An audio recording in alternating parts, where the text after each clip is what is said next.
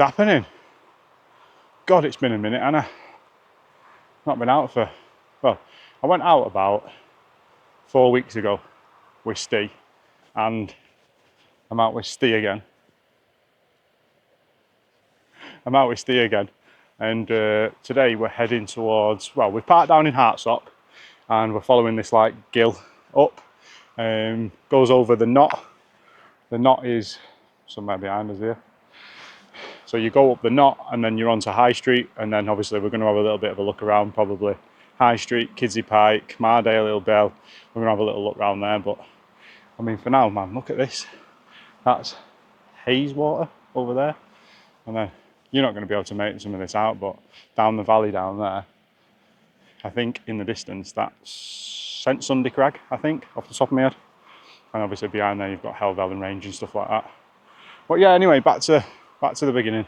It's been a while. It's been about 4 weeks. Last time I was out with Steve, and I didn't film it. And I don't think I've really ever mentioned this on camera, but I don't film every single camp I go to, because sometimes I just want to be in the moment and enjoy it. But I thought this week, why not film it? Not been out for a while, so we'll get a video done. And also, I've got some new kit, so we will talk more about that when we get up and we're pitched. One of them is a big piece of kit. Hint, hint. So anyway, let's get a wriggle on and let's get up there.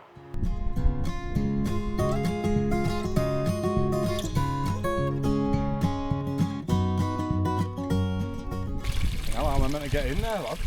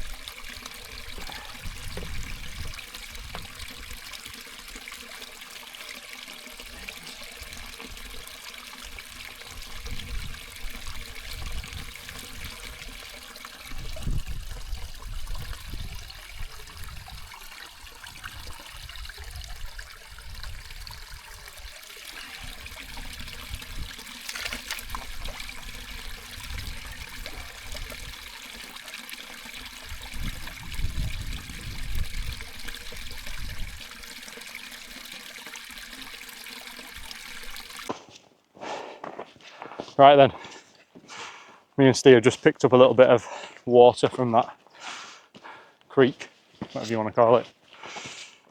Flowing pretty well, to be fair. Probably didn't even need filtering, but note to self, I need to make sure that I sort my water filter out before I come out, because I ain't used it in months and the flow rate was horrendous.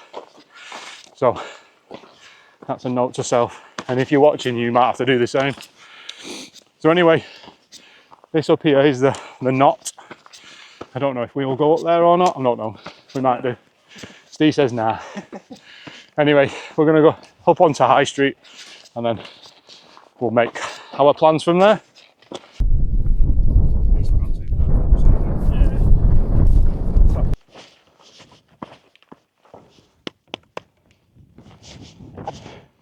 That's the top of High Street. Been up here before a while back, so that's decent. Some nice views up here. Looks a bit moody, but we're gonna aim for Mardale, which is down this path. That's Hartsop over the other side. We were going to aim for there, but it's now 6:20, so we want to get the tents pitched by about 7. So if we just drop down to Mardale, find a little spot. So let's crack on. Right then, that was a mad dash. I'm gonna go for, I don't know, somewhere around here maybe. Steve's just down there. He's going to try and get the X-Mid in down there. But we'll go and have a look at Steve's gear in a little bit. But I'm going to get my tent up here. So I'm going to whip it up and then I'll bring you back.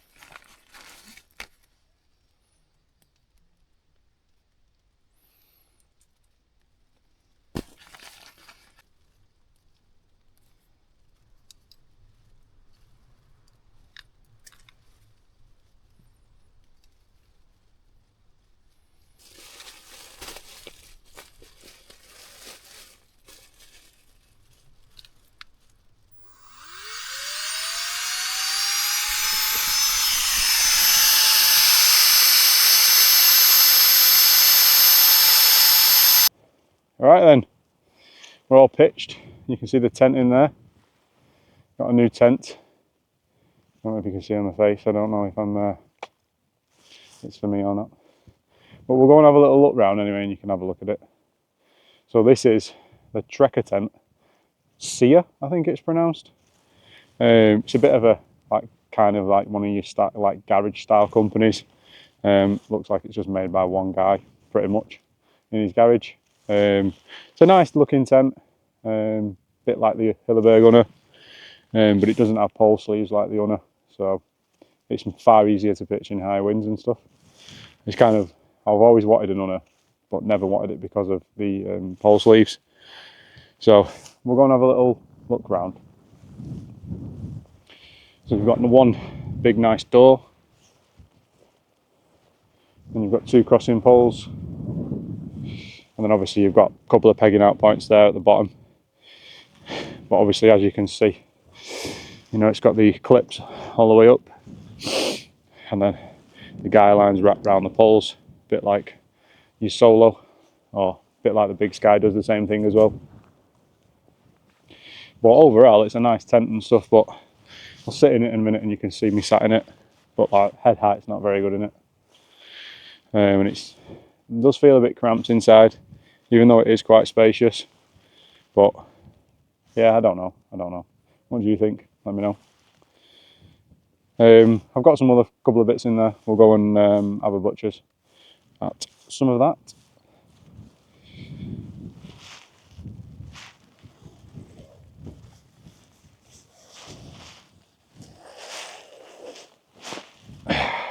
One second, let me roll the door back.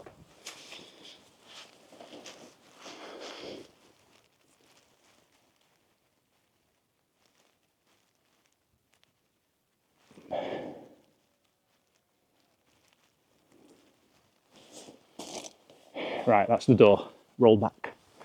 So I've got a new sleeping mat, I'll show it you and then I'll explain why. So this is the Big Agnes Zoom UL. It's got these nice like comfy baffles. Well, if you can make it out. Zoom UL.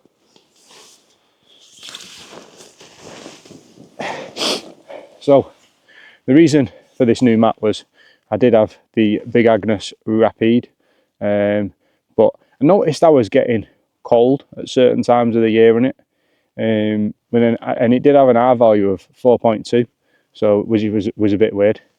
And I tend to really only use it more like 3 season, and then use a different mat through the winter. But I got it out probably about a month ago now, maybe even longer. I got it out to just make sure it was, you know, fully operational before you go out for your camp. And I blew it up, and for some reason I just had it holding up in my hand, and obviously the light coming through the window, you could see straight through it. So when I messed around with it, all the insulation had come off. So obviously contacted Valiant Peaks, and Valiant Peaks did me a solid one, and I sent it back, said it was faulty, but they didn't have any rapids in, and I know it's a new rapid as well, so it probably would have been better, but I've opted for this one because it weighs a lot less. If you've got a big Agnes rapid wide, medium, I think it is, medium wide or whatever they call it, it weighs like nearly 700 gram, which is, it's quite a heavy mat. This weighs just over 500 and something, and this is a long and wide. I know the R value is probably not as good, but it's only for summer use. I use a winter mat most of the time, but sometimes it's just nice to lighten up the pack, isn't it? So yeah, that's the two things that I purchased, but I don't know about this tent. It's a nice looking tent and that, and you know, it's got 10mm poles on it and all that jazz. It's probably got a strong tent. I'm probably just being fussy, but like you can clearly see this here. Look at that. That's the head height, and that's in the centre. It's not the greatest, is it? And then like here, very saggy. Personally, opinion. There's loads of room back there. Maybe you can see it or not, but that should have been attached to the outer to be able to pull it out a bit. That's what I'd have done. Other than that, nothing else. Oh, one second. Let me grab it out. Put you down a sec.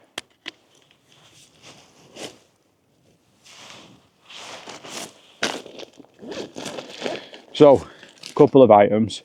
I've been looking, because I always use a flex tail pump. They're great, but the new flex tail pump Max 5, I think it might be, the orange one. It's pretty big, weighs 130 gramish, something like that. And I've always wanted to kind of minimalise it a little bit more. And you always carry a power bank when you go camping, don't you? So, I don't know where I've put it. So I've got a night core, I've got two of these. They weigh 150 grams, so you know it's 10,000. So I reached out to a company, Aerogogo. It's the world's lightest air pump, and it weighs 28 grams. It's a no-brainer really when you carry a power bank.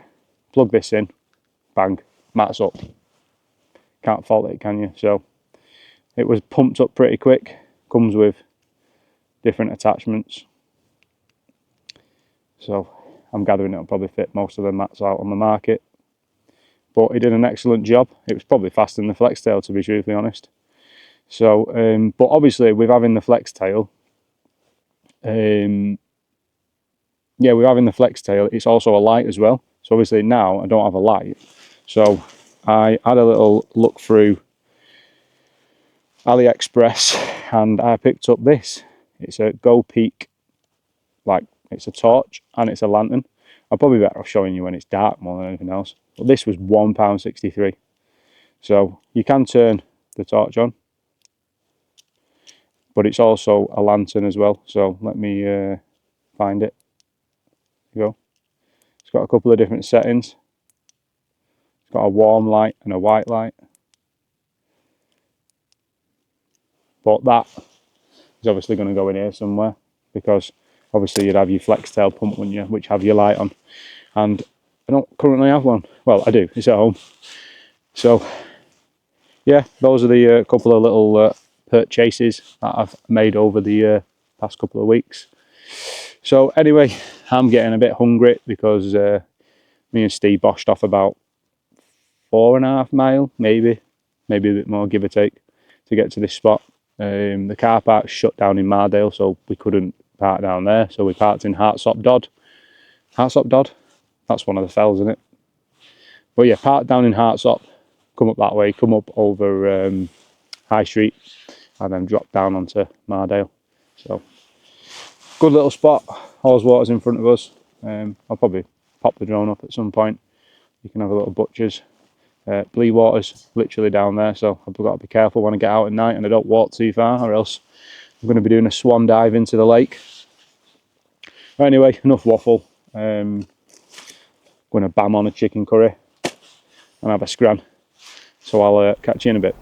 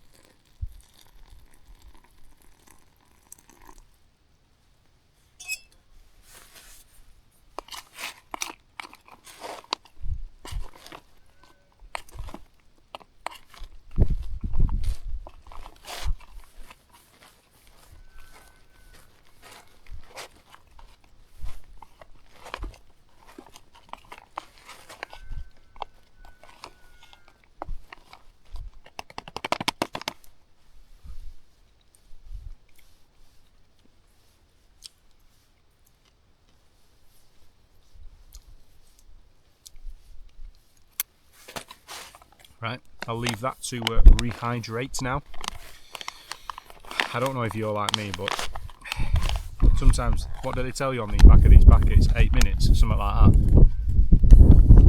Never, you still get crunchy pieces of rice and you still get hard pieces of chicken in it, don't you?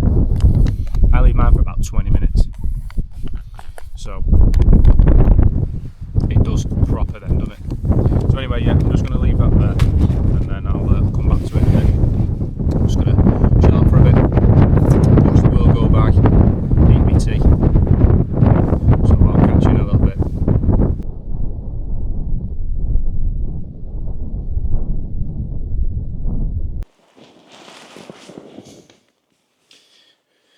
Now then,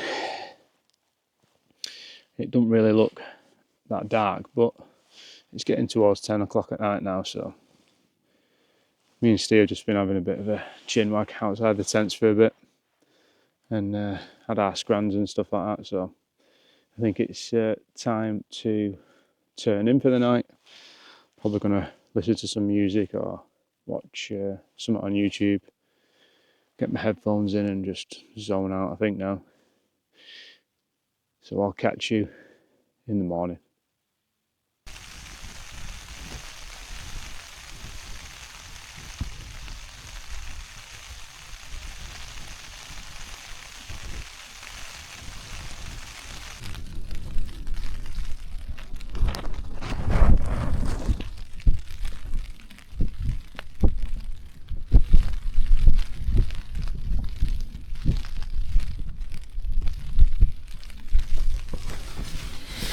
Well, good morning.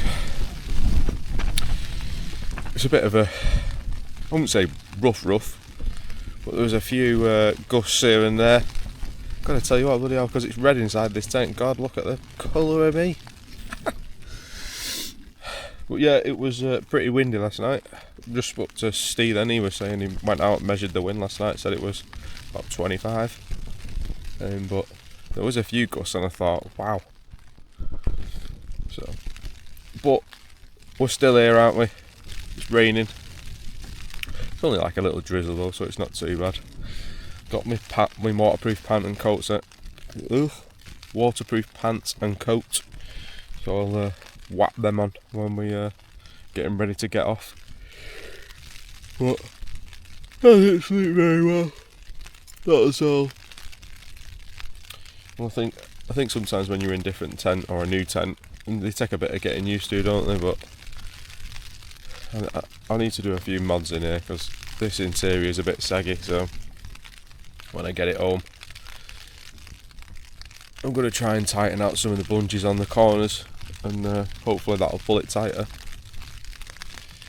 But for now I'm going to start packing a few bits away and then we'll get off the hill.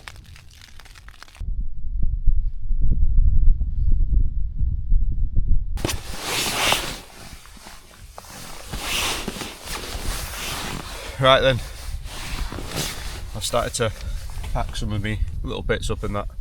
It's stopped raining now, so me and Steve are going to make a bit of a move, I think.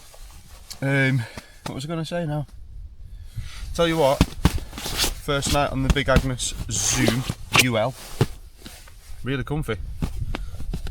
I think the R value is 4.2 in this. Don't ask me what the temperature was last night because I don't know. But it wasn't exactly like cold. But that wind out there this morning, it's nippy. You would not think we were in summer, let me tell you. So this waterproof coat will be staying on to keep that wind off me. So yeah. But yeah, overall I'm impressed with this mat. I'll be using it again. I love these, like this style of baffling. Distributes your weight so much better than like cross baffles and all that sort of jazz. But other than that, little torch was pretty sick last night. Just had it hanging up at the top of the tent here. Just had a little soft glow on it,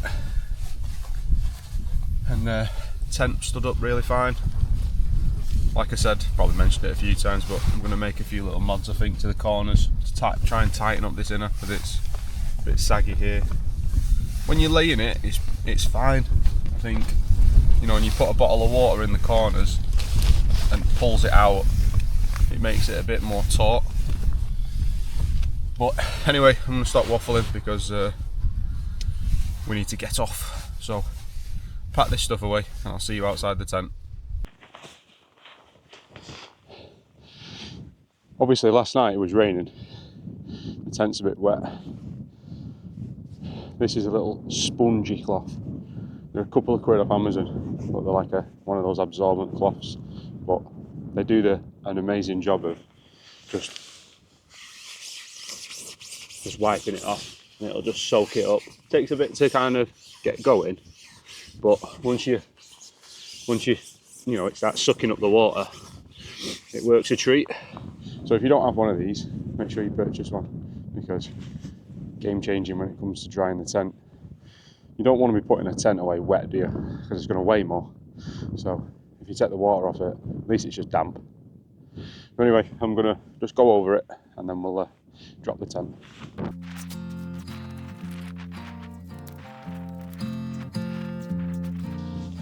Oh, my bloody bags fell over. Bloody sheep shit everywhere as well.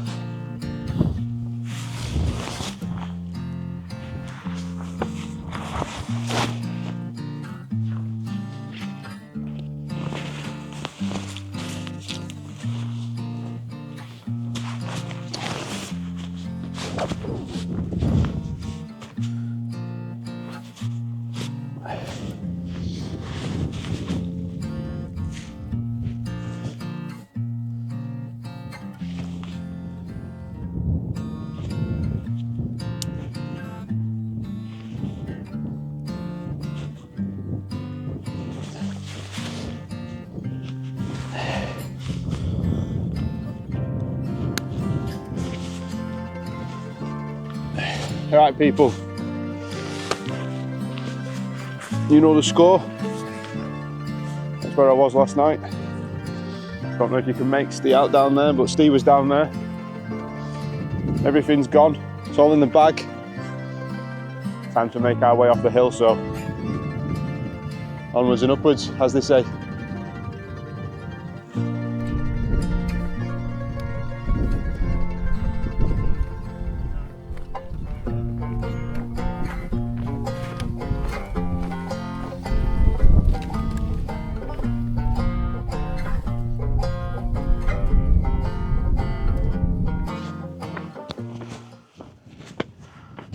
This is the top of Thornthwaite Crag. I don't think I'm going to be able to touch the top, am I?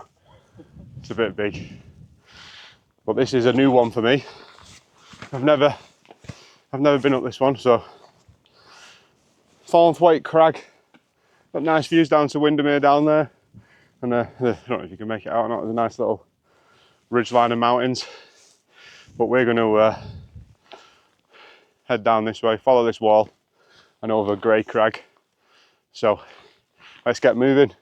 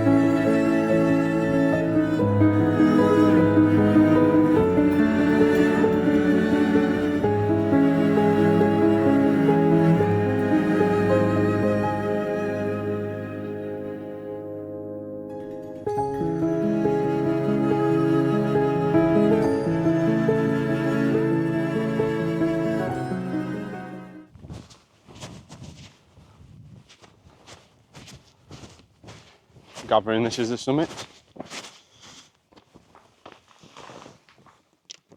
You know the score?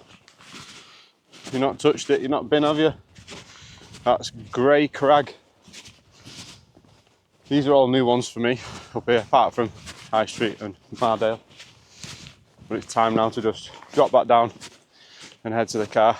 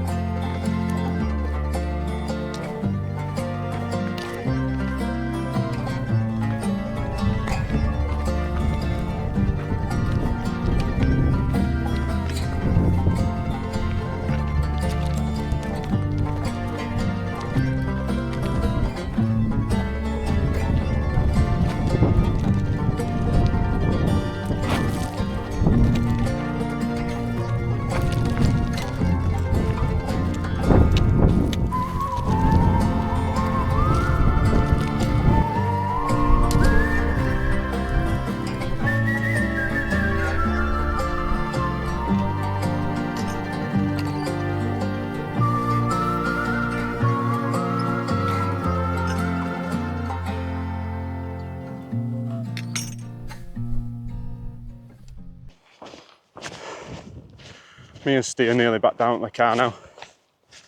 Not too far off, but not as you can see it, make it out or not, but that Grey Crag, that's where we came off. Jesus Christ, man, it's steep. My quads have been blasted. And I tell you what, I had to take that bloody waterproof coat off because I felt like a bleeding boil in the bag. But anyway, I hope you've enjoyed this video just as much as I've enjoyed being out. And a little summary for you. And if you've made it this far, I thank every single one of you. But we parked down in Hartsop, straight up to Hayeswater, round up onto the knot. Well, we didn't go up the knot, just round the side of it. There's a little water source on your left hand side that you can pick up from, which is good because you've more or less done your elevation. And then after that, straight onto High Street, drop down onto Mardale, Bell, I think that's what it's called. That's where we pitched for the night. And then this morning packed away straight up over to Thwaite Crag, and then across the little ridgy bit to Grey Crag, and then back down to the car. So yeah, I hope you've enjoyed it just as much as we have, and I'll see you on the next one.